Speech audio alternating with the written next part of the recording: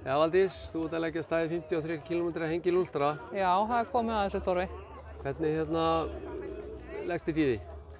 Þetta leggst bara mjög vel í mig. Við erum alltaf búin að undirbúa þetta mjög lengi. Við erum búin að hlaupa rúma 1000 km og hækkunum á 11.000. Já. Og skrokkurinn góður. Já. Auðvitað er allir tilfinningaskarlinn í dag, smá bumbult og hlakka líka til. Já. Þú hefur tekið svona vegalengdar áður, ekki satt? Jú, við erum búin að fara Laugaveginn 2 svar og einu sinni Malbiksmaraþon. Já. Hvað Laugaveginn er lengsta sem þú farið hingað til? Já. Já. Hvernig heldur að brautin sé svona samanborið við Laugaveginn? Ég held hún sé aðeins minna hlaupaleg, meira svolítið svona upp og niður. Já. Þannig ég er að gera ráð fyrir að þetta taki aðeins lengri tíma. Já, hvernig með svona undirlagið og fleira, heldur þú sé drulla og svona eftir bleituna?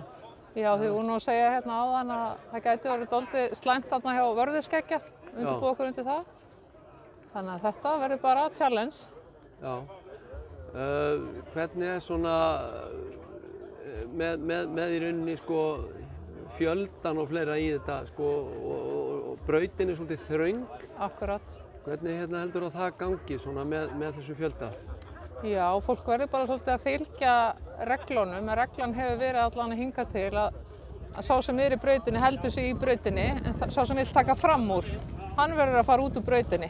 Já. Og taka fram úr svoleiðis. Eru þið nokkuð saman eða fleiri sem eru svona í hóp að gera þetta? Já, við erum búin að vera að undirbúa saman hjá náttúruhlaupum, ultrahópur þar. Já. Og svo erum við 2 vinkonur sem ætlum að reyna að fylgjast að. Já. Einhverjum spekulasjónur tíma? Já, fyrsta markmiðið var náttúrulega að klára undirbúningstímabilið, sem er bara stór áfangi, það er komið. Síðan ætlum við að klára hlaupið, það er plan nr. 2. Og 3. planið er að koma brosandi í mark og vera einhvers þar á milli 7 og 8, kannski svona 7:30. Það eru frábært, gangi ykkur vel. Takk fyrir. Takk.